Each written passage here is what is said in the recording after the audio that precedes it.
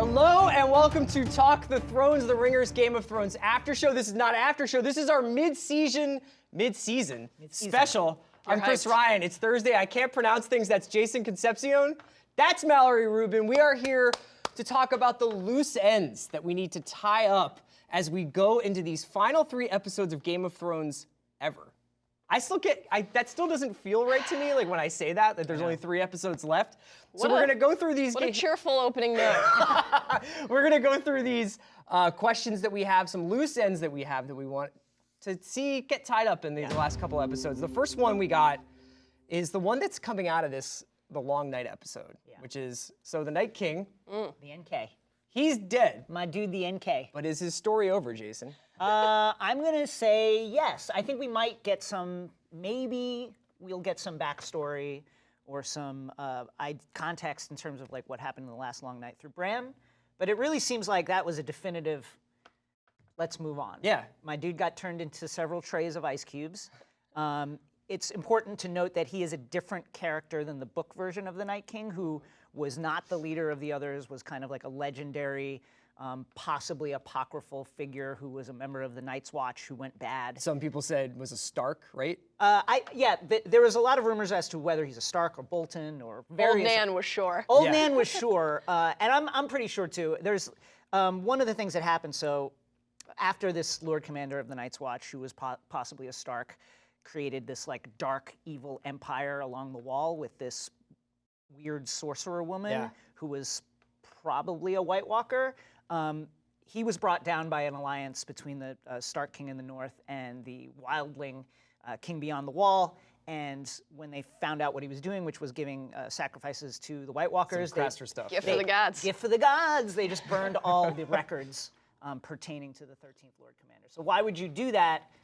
If it was a Bolton, they'd just be like, hey, the Boltons, they're bad, I told you. But it might have been Starks bearing the lead. Right, and they're the only house that would have the power and influence to be like, burn the records and don't say anything about this. I think for some people, Mal, it was like, they saw the Night King as Darth Vader and it turned out he was Snoke. Like, it was like he wound up being just kind of like in a mirage rather than a character. Do you feel like we learned enough about his motivation? This is something that's been coming up a lot on social media over the course of the week. Yeah, no, not really. Yeah. I mean, and I think that it's totally fine if you think the answer to that question is yes. You know, part of what makes Game of Thrones such a special story and the community around it so vibrant is that everybody has really strong opinions about it, and the way that you choose to consume it and relate to the story is like totally valid if that's what feels right to you. I primarily do it through betting markets. Same. I thought you were just all about the incest market. That's true. That's the main lens through which you view the story. This is a subcategory of my betting markets. I personally am content with the fact that the last 3 episodes of the series will not involve the Night King, but that's primarily because of the fact that it never felt like that aspect of the story was fully realized, and so I'd like to see the show end on the areas that they're most interested in pursuing. I think that as fans of fantasy, you know, you just want a little more depth and understanding, because the key to a fantasy story is always understanding how the rules work, how the magic works. And I think the key is that it's true for the Night King, it's true for the Walkers, but it's just as true for the person, to your point of motivation, who the Night King was pursuing as we came to understand it, Bran. You know, I really hope that we get to learn more about Bran's magic and about the station of the Three-Eyed Raven. Where was he warging? What was he doing all episode? What you know? could he have told Tyrion? He was just doing bird stuff. Yeah. So I hope we learn more about Bran and what his mission is and how he can he see the future? You know, our understanding is yes, based on established canon, the fact that he was a Green Seer before he was even the Three-Eyed Raven. Did he see the future? Did he then deliberately try to position people? He gave Arya that dagger in season 7. You know, he told Theon basically, run to your death. Yeah, go do this. It's just like, that part's fine. I mean, he knew what was going to happen, right? That's certainly, we think that. It's suggested by what we've seen in the past. It's interesting because I think we think about Bran as a weapon. It's like, well, why didn't you use Bran in this moment to tell you where to be and where not to be, and to, like, you know, to save lives? Yeah. But Bran, in a lot of ways, like you're saying, is representative of the magic side of this story. Do you think that he still has a role to play in the more political intrigue, military maneuvering side of the story? He must, but like, do they take him on the road?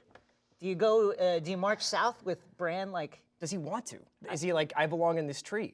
It's a great question. I mean, like, here's a question that came up in my Ask the Maester Q&A on Tuesday: is like, why couldn't Bran just warg into Cersei and have her jump off like the top of the castle? Right. That obviously won't happen, but I think the fact that we can ask that question is indicative of the fact that like we just don't understand how the magic works. It's so hazily fleshed out, and it'd be nice to know like what he can and can't do. What's the status of his powers right now? Right. Like what does it mean to be the memory of the world? Yeah. If you're like 100 miles north of the wall under a tree for 50 years, not sharing that with anybody. And so much of like I think so much of what is going into this last episode was that if the Night King was to advance past Winterfell and get south, that the world as they knew it would be over, or at least in jeopardy. The Citadel's still there. Like all these things that were there before. Full of all those people who were like, this isn't real. And and now they're gonna have to convince them that they were right. I guess there's a follow-up Night King question, a follow-up loose end that I wanted to ask you about, Mallory, and that is, what was his interest in Jon? That's a great question, and that gets back to the point about motivation that you raised earlier. You know, we saw, for the third time in The Long Night, we saw the Night King deliberately choose not to engage in one-on-one combat with Jon. Right. You know, we had seen that at Hardhome, where obviously he looked into his eyes. I'm not sure. Not sure if you've heard, but he looked right into his eyes. Raised the dead. Could have killed Jon in an instant if he had wanted to. You know, we've seen the javelin prowess based on what he'll do to Viserion in season 7, and that is the other time, of course, where he's looking down at Jon from the cliff, does not engage, and then here, even though he raises the army of whites, and you could say, okay, well, he thinks that they'll kill him, he does not interact one-on-one with Jon. We think that could be because the Night King, just like Melisandre, just like Cersei, just like so many other characters in the story, is maybe a student of prophecy, and that he thought Jon was the prophesized savior, and basically it boiled down to, well, he can't beat me if I don't engage. That's actually like a really, really fascinating idea, that the Night King, this embodiment of evil incarnate, could have been undone by the same hubris and greed that brings down so many members of humanity. That's really compelling. I hope that the show still finds a way to engage with that idea. If we had been able to access that part of his psyche, that would have been really, really a great way to flesh him out. I love that theory. I love that idea. It's almost too cool at this point. Yeah. Right. It's weird because, one of the things, just to go behind the scenes a little bit, when we were watching Battle of Winterfell, we were there was a couple of moments, obviously, like it's been debated how dark the episode was and how murky it was at times. I didn't have a problem with that, but I think it was very dark. But there was a couple of times where Mal and Jason were like, wait, is Ghost alive? Wait, is Gilly alive, or whatever. I don't think that this show is gonna do ambiguity. No, I don't think so. I don't get the feeling like that's really like where it's going. So they're gonna have to be definitive about Night King Jon, Night King Bran, Night King anything. There has to be some epilogue to his story. So you don't think like 7 mentions of the crypts being the safest place sets the show up for some ambiguous? It's a lot of things. It's not subtle. I think that we need enough of a coda for the characters to be able to process what happened and then move forward effectively in the next phase of their lives and stories. But we talked about this a bit on Sunday night in our after show. I do think there's an element of like there's a cap on how much of the actual original White Walker lore and origin story we're going to get, given that we know the spinoff is about the original Long Night. That's a really fascinating point. Yeah. Okay, so we're talking about Jon's relationship to the Night King, but in a wider way, that relationship impacts something that I think a lot of book readers are deeply invested in, and a lot of show watchers are deeply invested in, which is this idea is there a Messiah on this show? Because it's a puzzle that I think we've been trying to solve for years and years. Is there a prince who was promised? Is there a last hero? The stallion who ghost rode the whip? Who is the Messiah? Jason, does this show have a Messiah? And I would actually follow up by saying, does it need a Messiah? I don't know if it needs one. I don't think we're going to get a definitive Messiah. I think that this stuff is going to be left ambiguous as it has been in the past. I like one of the coolest things about Thrones is the way it approaches prophecy is everybody kind of gets it wrong. Like they either react to the prophecy by trying to avoid what the outcome is going to be and thus bring it on, or they think that the wrong person is the Messiah. Melisandre spent most of the early seasons believing it was Stannis, believing Stannis was the prince that was promised, clearly wrong, and then quickly switched to Jon, and then it was Jon and Dany. Wrong on all, well, perhaps wrong about the two, but like seemingly wrong on all counts. So it'll be interesting to see what happened. And now that Arya is the one that has defeated ultimate evil, Right. She doesn't fit any of the signifiers of the prince that was promised. The born under a bleeding star, the salt and smoke, is he a ham? Yeah. So Does that? what does that mean? It'll be interesting to see if we ever pick up on any of this. So would it be in line with Martin's fiction to have all these Messiah prophecies and then at the end be like there actually is no Messiah? Well, I think it could be a combination of factors. It could be there is no Messiah, or it could be they're all the Messiah together, or any combination thereof. You know, there's this fairly famous Tyrion quote in the books to Jorah. Pour one out for my guy. Tyrion says, prophecy is like a half-trained mule. It looks as though it might be useful, but the moment you trust in it, it kicks you in the head. It's not an accident that George R.R. Martin has the character who's supposed to constantly be imparting wisdom say that to his readers, right? It's a reminder to us as much as it is to the other characters in the world not to put too much stock into the exact letter of a certain prophecy. And I think that the idea of multiple characters fulfilling some aspect of the prophecy together, that is a subversion. Right. And in a story that is so often based and built on the idea of subversion, to actually just say, yeah, there was really one person at the end who solved it all, I don't think that would feel quite right. At the same time, it is fun to like look at the way the bleeding star, salt and smoke play into, or like the way those things interact with Dany and Jon. When Jon was born, Ned comes into the Tower of Joy, he places the sword Dawn, which was made from a fallen meteorite, against the bed. And there's it's a weird shot when you look back and watch the scene because he places it against the bed and the camera makes you notice it. So Jon is literally born under a bleeding star because the sword is made of a meteorite, and on the pommel is a sun. Salt and smoke could easily be the tears of Lyanna as she's crying. And then there's Dany, who was born in the funeral pyre, reborn under the funeral pyre. The meteorite appeared right after she brought the dragons back into the world, and Mirri Maz Duur, the witch that she burned, like cried lots of tears. And then when Jon was reborn by Melisandre, Salt, Davos, sea captain, Smoke, Melisandre. There's just like a lot of cool things that portend them being the prince that was promised that don't portend to Arya. So it's all very confusing, but all really fascinating. Are there any? Oh, sorry. Go ahead. Well, I was just going to say, like, I think that it's funny because Last Hero is one that seemed maybe the least ambiguous for a long time. Like, very much word for word that fits Jon. It seemed like it was Jon. But you look at that now, and it's like one by one his friends died, and his horse, and finally even his dog, and his sword froze so hard. You know, he for years he searched until he despaired of ever finding the children of the forest in their secret cities. Who does that? That's Bran. Yeah. You know, so that could also be Bran coming into this. And again, you can parse that to make your case. It's like a baseball statistic. Like you can find the stat you need to make the case you want. And ultimately, the characters who are best suited to fulfill some aspect of this are the ones who never thought they were supposed to be the savior. Like Stannis was reading his own press, right? He couldn't wait to believe that this was him, and that's part of why he wasn't. Because Martin, like so many great fantasy storytellers, is going to reward the reluctant hero, the reluctant leader. And so even though Arya doesn't fit some literal letter of the prophecy, I think her arc fits perfectly. You know, she's been training since the moment the story started to master death, to conquer death, to push back death, and save humanity. It seems like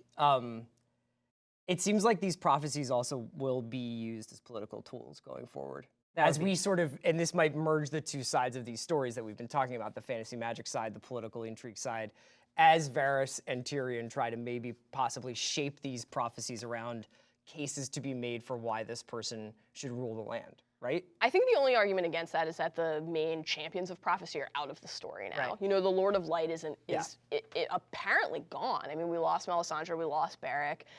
There aren't really too many people left who seem likely to kind of bang. I mean, obviously, Kinvara comes back. Well, also, it's never too late for Dany to add another title. Titles. Never too late. But I don't know. I definitely don't think it's in line with Jon's character, for example, to say. I would say the other objection to that, I think, is Varys and Tyrion, two people who really hate magic. Very, very anti-magic. That said, I think the Messiah is hot pie. Do you want to expand on that? No, I don't. Okay. You have to brown the butter. Yeah, you brown the butter. Can't give up on the gravy. Salt and smoke. Okay, guys, so we've gone through these 3 loose ends. Is there a Messiah in this show? Why was the Night King so interested in Jon? Is the Night King, is his story really over? Let's do some Fire and Ice winner and losers of the season so far. That's obviously presented by Wendy's. You can get a spicy chicken combo using the hashtag House Wendy's with DoorDash. And we got these winners and losers here. Jason, why don't you tell me who your winner of season 8 so far is? I mean, it's kind of hard not to pick Arya. She took down the NK. Yeah. Stabbed him in the heart. Did that funky hand switch thing, went like Daredevil on the walls of Winterfell, taking out white after white, got concussed, stayed in the game. I'd like to not reinforce that message. Stay in the game after a head injury? Just rubbed some dirt on it and stayed in the game. As a Ravens fan, that's pretty rich of you.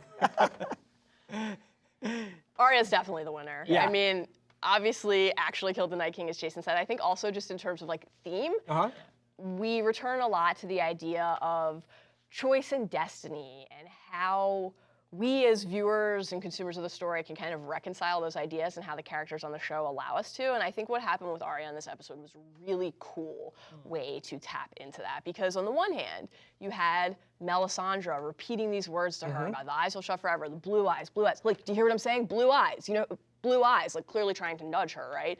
You had the fact that Bran gave her the dagger, and again, that question of, well, did he know what she was gonna use it for? In other words, people kind of puppeteers moving her around. Yeah. That's a destiny idea. However, Arya still has to choose to act. Every decision that she makes, even if there's nudging from other people, is ultimately She's her not just own. a pawn, yeah. She has agency, full agency. And so that's pretty exciting because I think how the story was ultimately going to explore that idea because of the prevalence of prophecy and this guiding hand of fate. It's like the characters have to make decisions and those decisions have to have consequences. Otherwise, what was it all for? So, I mean, and we've also been kind of wading through this discourse after the episode where it's like, did you earn this? Was this properly motivated? Did this get a proper build-up? Right.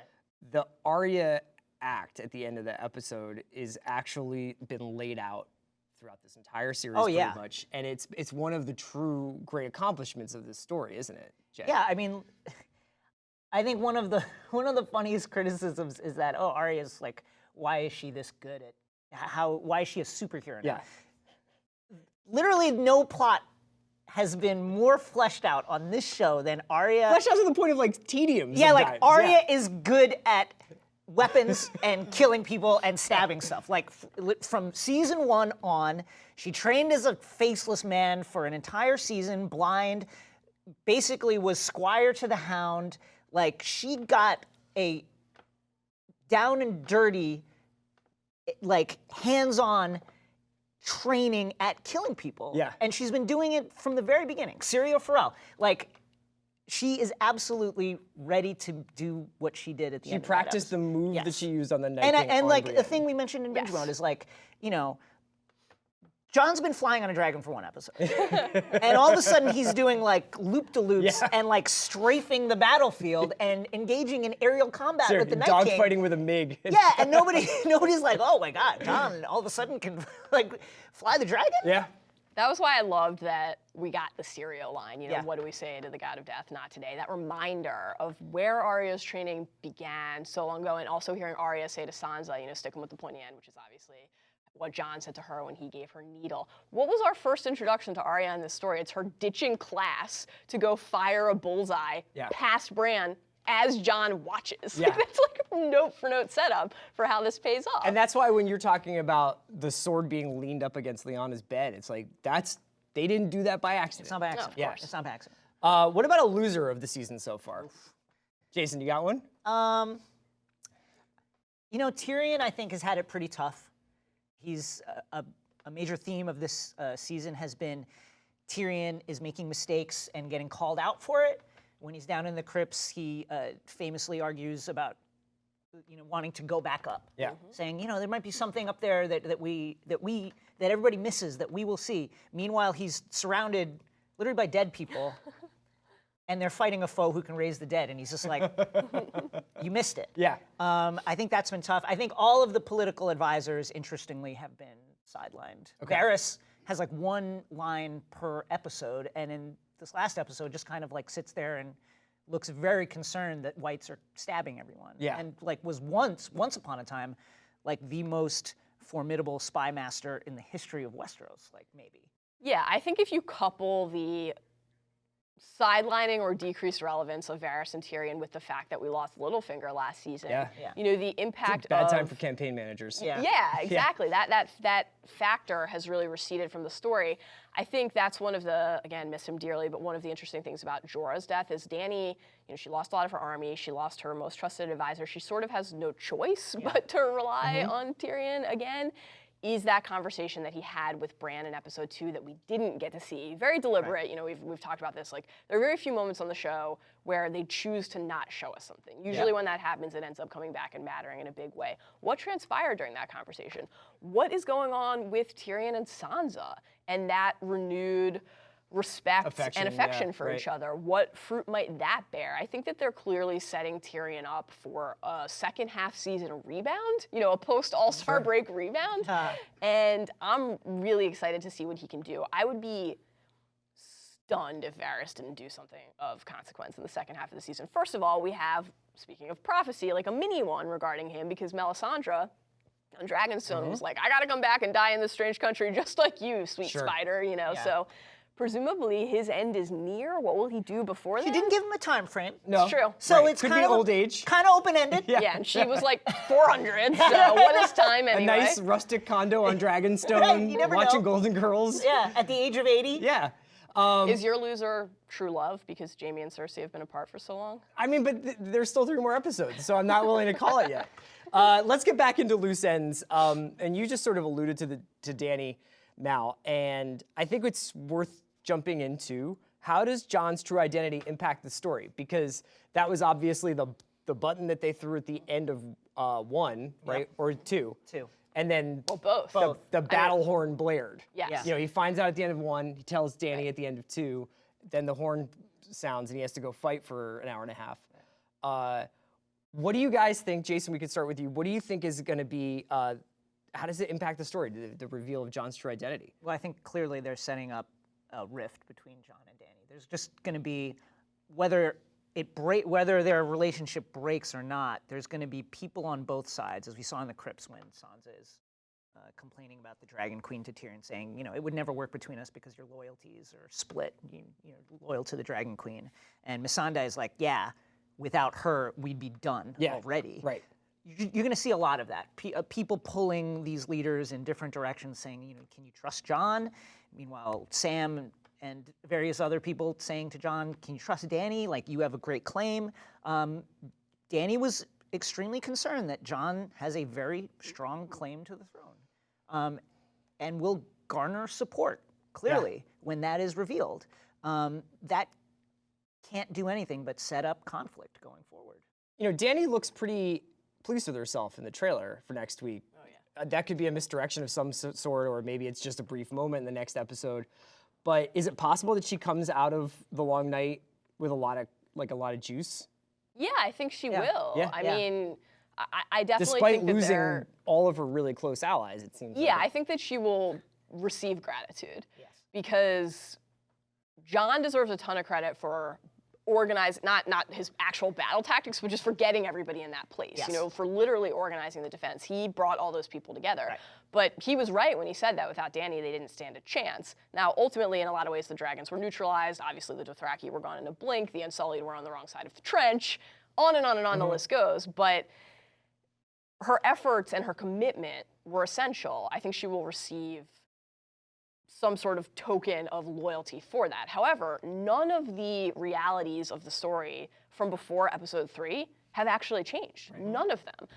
The Northmen, the Knights of the Vale, the Lords of the Vale, those people are not going to be receptive to a Southern ruler or specifically to a Targaryen. Remember, because they don't know about Jon's parentage yet, these are all people who still think that Rhaegar Targaryen kidnapped and raped Lyanna Stark. Right. That's the position from which they're operating when they think about her family. Yeah. The Mad King killed Rickard and Brandon and legions of others. Robert's Rebellion started because the Vale in the North rode to bring down the Targaryen dynasty. That's the history that Dany's operating against, and it's also the history that Jon's going to operate against once they find out who he is. It's kind of one of the things I think about when I'm like, I wish this show was going like 3 more seasons, is that the way that they have to tell like basically the information needs to get south and also be validated by so many different people. I almost think that would be a fascinating plot line.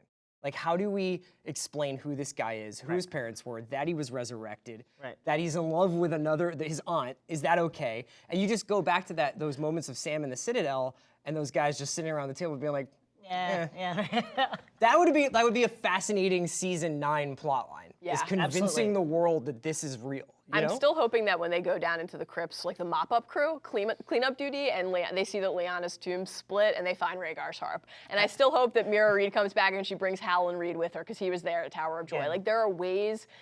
No one is going to be ready to believe Bran and Sam. Like, Dany's response to that is actually probably going to be in line with a lot of people's. Oh, your best friend and your brother? How convenient. I mean, honestly a strong point. Yeah, but that's where the question of what Jon wants comes into play, Sure. because it's not going to be his instinct to say, I want this. And that's where the fact that Sam, who's not only Jon's most trusted friend, but basically the most open-hearted and open-minded and willing to love you character in the story, was like, this person cannot be trusted with power.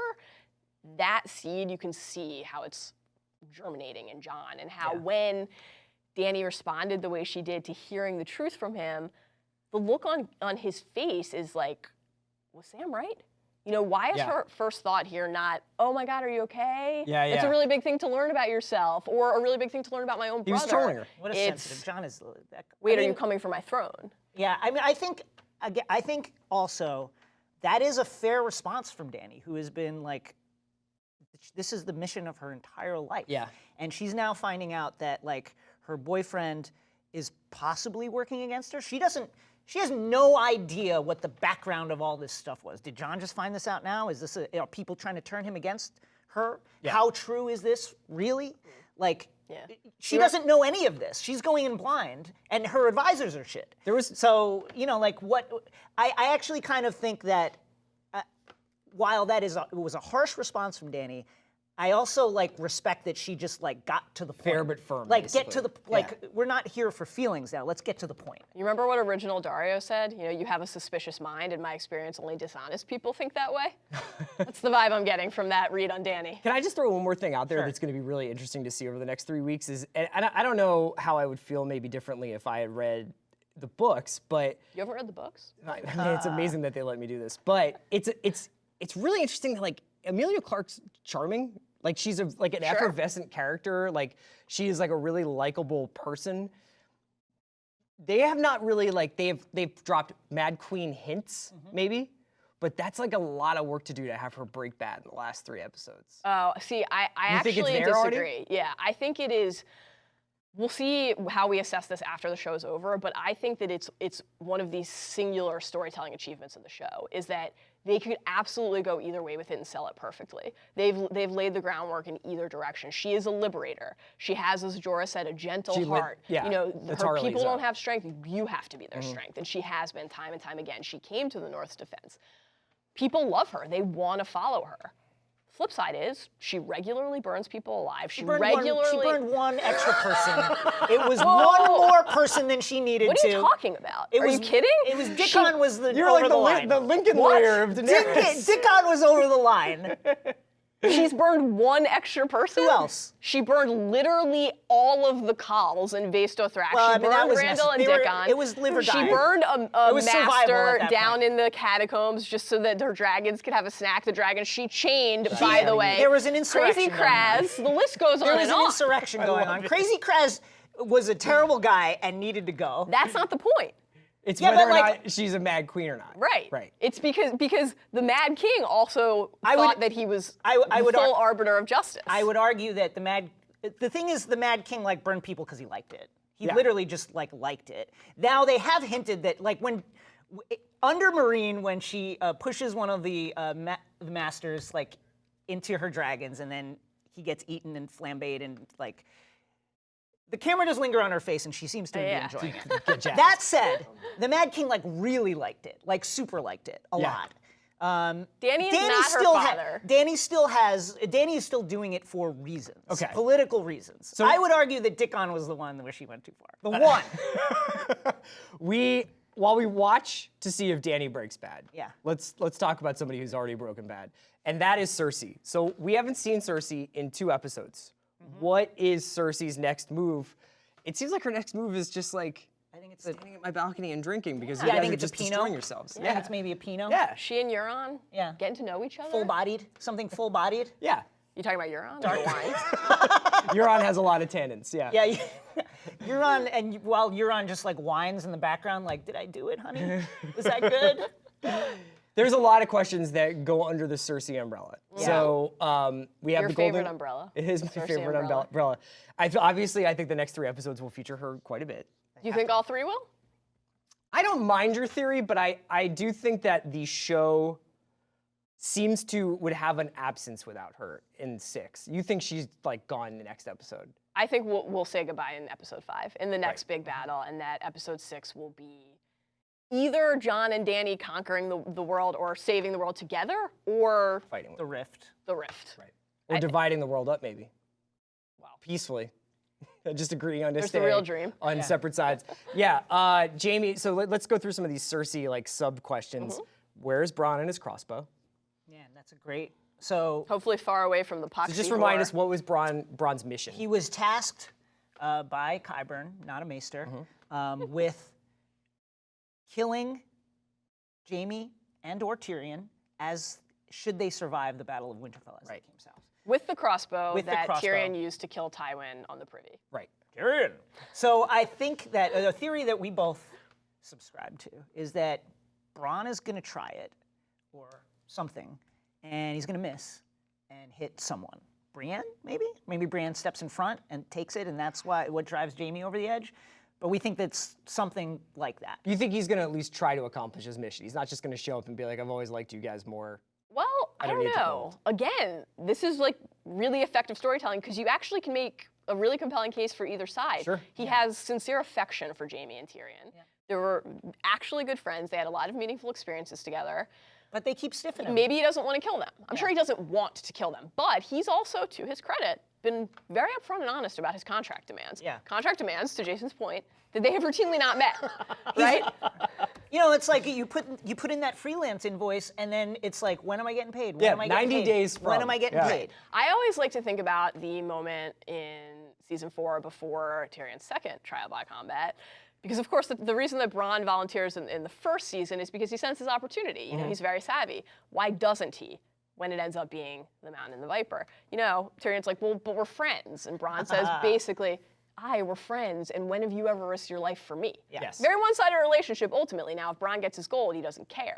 Can they offer him more gold, a better castle, and a better wife than Cersei can? As Qyburn said, she paid up No, front. they can offer gotta pay him up front. the right choice. That's right. Yeah. Is that what Bronn wants? I don't know. Cash on the barrel. The Golden Company does not seem to have any complicated moral questions about whether what they're doing is right. Whoa. Oh. I don't know. And they are looming, right? So we have Harry Strickland was introduced in episode 1, I believe. Yeah. And the Golden Company, some of the greatest sellswords in the land, the best, right? Yeah, that's the brand. Right. That's the brand. Their brand is, Yeah. we've never broken a That's what's on contract. the PowerPoint and the deck. And yeah. yet, where are the elephants? You know? Again, I would argue, You're so good, but where are the elephants? never broken a contract, but like, I paid for elephants. I don't see any elephants. And now Cersei, despite not having dragons, has a probably substantial manpower advantage over the other parties involved. Because that's the Dothraki certainly- and the Unsullied have been decimated, essentially. That's certainly possible unless, like, you know, Dany's Dornish allies were waiting for that fleet to pick them up. What's their status? We don't know about that. Maybe Yeah. they come into it. But yeah, I agree with you. Like, Dany has like 200 people left. Right. Well- so she definitely needs Yara, and she definitely needs people along the way to help her out, right? Yeah, I mean, Yara is a guarantee, right? Has to be. I think it's time to call Dario. I really do. I mean, think it's time, yeah. I think it's time to call Dario. First of all, it would be iconic to watch Dario and Jon interact. Yeah. absolutely fabulous television. It's always great when your ex and your current boyfriend are like in the same place. Who can follow you? A great many women, I'm sure. But Dario is in Marine with the Second Sons. That's an army. That's an army that belongs to Dany. She has almost no choice. Now, what that means in terms of leaving Marine open to falling back into the ways that she fought so hard to rid it of, that's something she, I think, will struggle with. But she almost has to call Dario. You said Yara. You mentioned Dorne. I really think the Reeds need to come into the story. The fact that the Reeds, Mira Reed, her father, Howland, the other inhabitants of Greywater Watch, the Crowning Men, did not fight with House Stark in the Long Night is actually inconceivable. And I would think that they would come back into the fold at some point, unless everyone just thought it was just too painful to watch Mira and Bran interact. I want to ask more about who Dany can marshal in the episode 5 fight that we think is coming. But before we move off of Cersei, I just wanted to ask about mostly her relationship to Jaime, right? Such as it is. They've had some tough times before and managed to work it out. Jaime was so devastated by her breaking her promise to back Dany's play that he left her. That didn't seem to bother her too much. There is a non-show book-only prophecy that Cersei will die by the hand of her brother, her younger brother, which could be either one of those guys. The Valonqar prophecy. Like, we don't know necessarily that it's brother. I mean, it translates to little brother, but as we learned from that scene with Missandei in season 7, when they were talking about, prince or princess, these words are often genderless in High Valyrian. So could it be any younger sibling? Maybe. Do you think that there's any part of Jaime that's like, let's reconcile here? Oh, like, let's go back and be the Lannisters again. I'm sure there's some. This is the mother of his kids. This is the only woman he's ever been with. Yeah. So wild. And as we saw, and as we've seen with Tyrion and Sam, those family ties are a lot stronger than even these characters really are ready for. Sam famously hated his father. His father sent him to the wall because it was like, either I murder you, or you go to the wall. Or fall from your horse. And then as soon as Dany burned his father, all these feelings come up. It's very easy for Jaime now with distance in between he and Cersei, but what happens when he gets And what role does he really have to play in that? What happens when he gets into proximity to her? I think that a key moment, actually, in hindsight, in episode 2, that we didn't really focus on at the time, was that conversation between Jaime and Tyrion about Cersei. And Jaime said, in essence, oh, she's fooled me more than anyone. And Tyrion turned to him and made him account for the fact that that was not true. Yeah. You always knew what she was and you loved her anyway. That's still true. He still loves her. Jaime also, the defining moment of his life was killing the Mad King. Why did he do that? Because ultimately, the more forceful thing than breaking his vow, which was to protect the king, was to protect innocent people. Like, he has always been a true knight in that sense. And so Cersei has massacred innocent people. She has violated something that Jaime really believes in, and that, as we saw when he knighted Brienne, has been a really central part of this later part of his life and arc. Compound that with something like him returning to see that presumably she will be passing off his child as Euron's.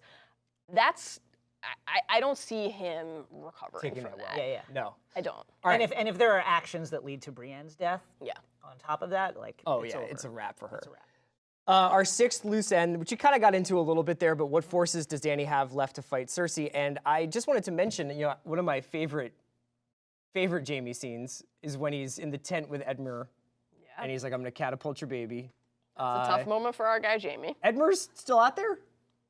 Could he be a possible ally? Theoretically, he is a prisoner. At Casterly? Well, we don't know. The last we heard is from Walder Frey. He says, Edmure's back in his cell. Can't go killing my son by law. Wouldn't be right. Give the family a bad name. Does that mean he was at the Twins? Does that mean he's at Casterly? As Jaime had, if he was still in a room in the Twins. Well, that's the thing. Guys. Arya basically, not basically murdered everyone. Not everyone, but the servants are still around. Did nobody spring Edmure? Where is he? Regardless of where he is, though, all of those Tully soldiers who were holding Riverrun with the Blackfish, they're presumably just chilling somewhere. So that's a force that they could rally, that they probably have to try to rally. They have to try to rally. Got to get Nymeria.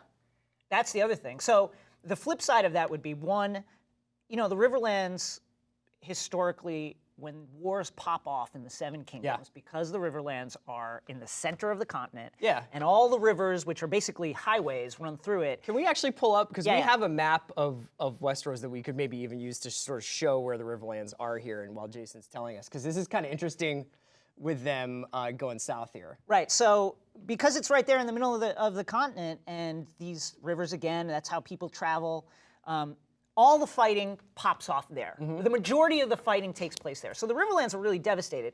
The Tullys surely would want would theoretically rally for the Starks, but are they fought out? You know, they've been taking the brunt of this. That said, Mal brings up a great point.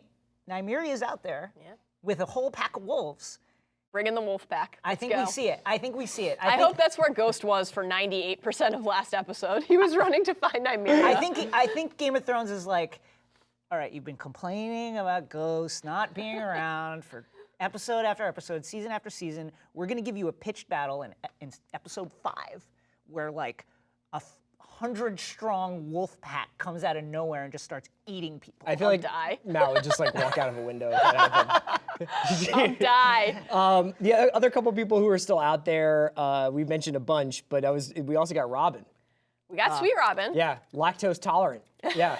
Has he graduated into a Has he gotten any better at archery? Well, the last time we saw him working the bow, he was routinely missing from, no shade of my dude, like 8 feet away. So I don't think he's going to be a warrior. He might need glasses. Yeah.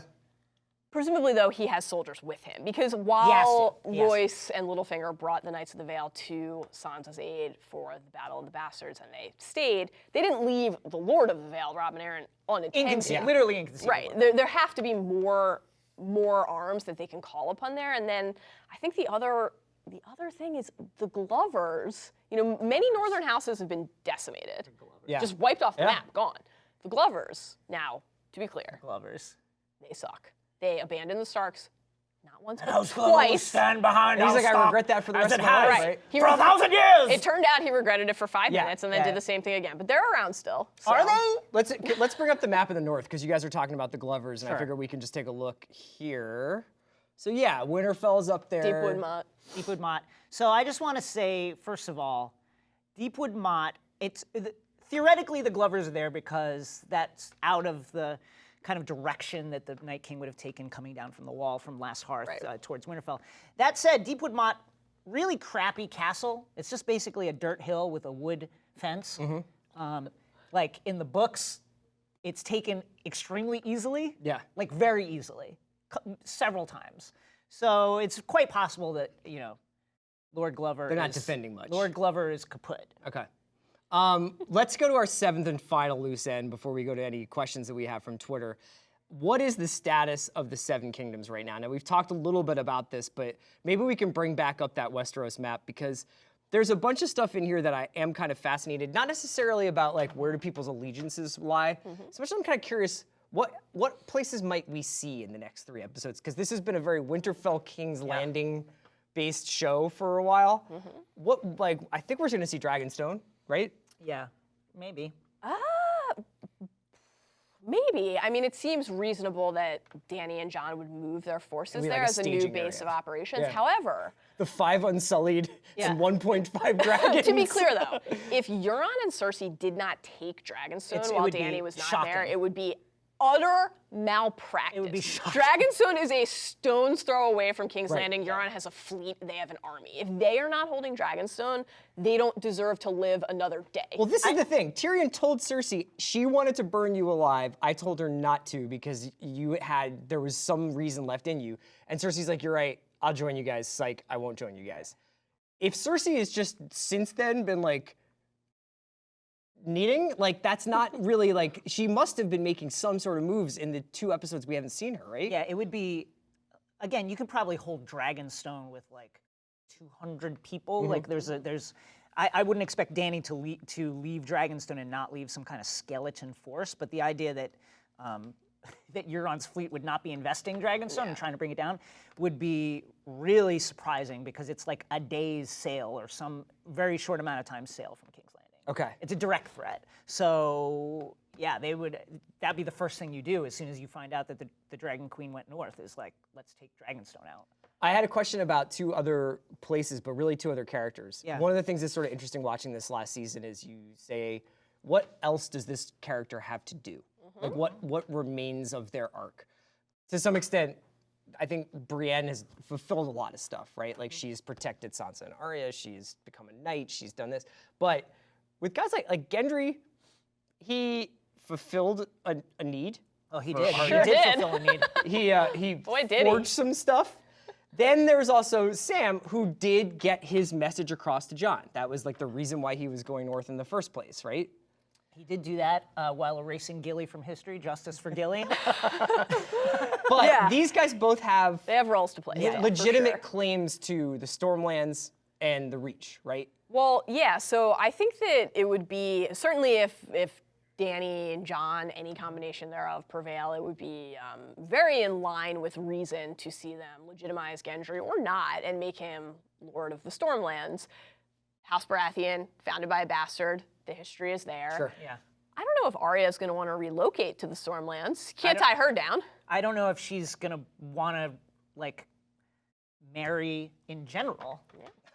So that'll be very interesting. That's not the life she wanted. That's not be me. very interesting to watch. Additionally, like Sam as the new Lord of Hornhill, and then Hornhill being made the kind of seat of the Reach, would be a lot. Yeah. We really don't know who else is left in the Reach. Like what other forces are there. Sam would be kind of like the Mayor Tyrells. Pete I of mean, the the Reach. Tyrells famously like fought against. Hornhill rebelled against the Tyrells. So it would be kind of weird to like reward them for that. Right. But it wouldn't be unreasonable to reward for Jon and Dany to reward somebody, or Jon specifically to reward somebody who is so loyal to him. I think it's going to be interesting to see if the Night's Watch is ever mentioned again. Because, like, Right. What's the Sam point? was a brother of the Night's Watch. Do So you guys want to rebuild the wall? Does- Is there going to be a wall well, are they- infrastructure project? It's only that one. are they going to rebuild the wall? Are they going to? Is there a need to Right. with the threat? We should remember that in the original Long Night, and again, there's a lot we don't know about it, but the threat was pushed back. I think that this and is then going the to be wall like was the raised. primary like argument between Sansa and Dany, because Dany's going to be like, let's go south, and Sansa's going to be like, we have a lot of rebuilding to do. Yeah. We have to like reconstitute this area. Yeah. So that's going to be fascinating. Speaking of what we think might happen in future episodes, we've only got 3. Let's do some Three-Eyed Raven and talk a little predictions. Throw the sunglasses on the bird, look into the future. This has been so dominated, this conversation about Game of Thrones over the last year and a half or whatever has been so dominated by who's going to sit on the Iron Throne. My prediction, we've been on the record about this since before the season. I'm sticking with it for now, though I'm slightly less confident in it, honestly. But I'm sticking with it for now. No throne. I don't think there will be a throne. I think the most fitting end here is for the same dragon flame that forged the Iron Throne in the destroy first it. place to melt it down. We have seen two of the only fragments of visions that we've seen throughout the course of the show that have not yet come to fruition are that shadow of the dragon over King's Landing and the Red Keep, the throne room in the Red Keep in ruins, presumably because dragonfire rained down from above. The throne is intact in that, but what happens beyond that? Is Dany going to become the Queen of the Ashes along the way? Is Jon going to be left to rule? Is Sansa going to rule? Is it going to be them in harmony? Will Dany be able to follow through on the promise that she made to break the wheel? Now, breaking the wheel doesn't necessarily have to mean democracy, but I think independent kingdoms, some form of democracy, is the truest way to follow through on that promise. And I think Tyrion pushing her on the idea of succession, what the process for governance would be, has to end up bearing fruit. What do you think, Jason? I agree with the no Iron Throne thing. I'm going to take a slightly, I think, here's my long shot prediction, specifically for the next episode. There's that scene in the trailer where Dany is giving a toast and all the lords, remaining figures from the battle, rise and are cheering. I think that's the wedding toast. I think that's the wedding announcement. That's a long shot, but That'd I be think sick. she's like, guess what, guys? Maybe honeymoon and Dragonstone? Getting married. Honeymoon Hooking and it up. Dorne? Let's heal 1,000 points of light. Let's heal this north. Heal this continent. Where are you on whether Dany's pregnant? What? 1,000 points of light. What a deep cut. Where are you on what? Whether Danny's pregnant. They have to. We have to find out soon. I'm gonna go yes. Yes, because Danny's there's been pregnant. so much. I can't get pregnant. Yeah. It's very much in the vein of the crypts being extremely safe. Right. There was so much talk, especially last season, about like I can't get pregnant. I can't do it. I can't get pregnant again. Guess what? We think is gonna happen. That womb's gonna quicken. I think that would be a moment of sincere agony for John if he has actually come to clarity that this isn't a person he aligns with and can support, and then finds out that she's pregnant, because he's always been on the record that, why was he a virgin for so long? He told Sam, it's like a really beautiful scene in season 1. He couldn't bear the thought, as someone who grew up a bastard, of fathering a bastard. And then, of course, Sam is like, so you didn't know where to put it, which is He's just gonna have to iconic. get used to the idea of being with Daenerys. Yeah. Yeah. Tough beat. All right. What's your prediction? What's my prediction? I think that Jaime's gonna kill Cersei. I mean, it's not like that's not like an out-of-pocket prediction, but for as much as I've been like people can change on this show, I think the train left the station for those two. Yeah. So It was a tough I beat. really, really, really, really don't think Brienne needs to die for that to happen. So I'd love it if that was wrong. I think I don't think he's like, you need to convince me that like I need to kill her. I think like Bronn or Euron claiming his child would be enough. Yeah, there are many ways that Jaime could reach that point. If Cersei threatens Sansa or Arya, the people who he swore to protect, that could be something too. I think a really beautiful outcome, Zach Cram, other people at The Ringer have said this as well, would be actually Brienne surviving. Jaime and Cersei talk a lot about coming into the world together, leaving the world together. And we saw that moment when when Joffrey was taunting Jaime for not having more pages filled in the Book of Brothers.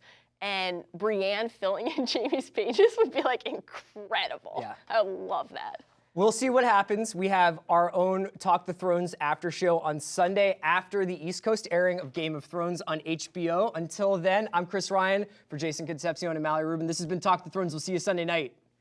The Game Bowl.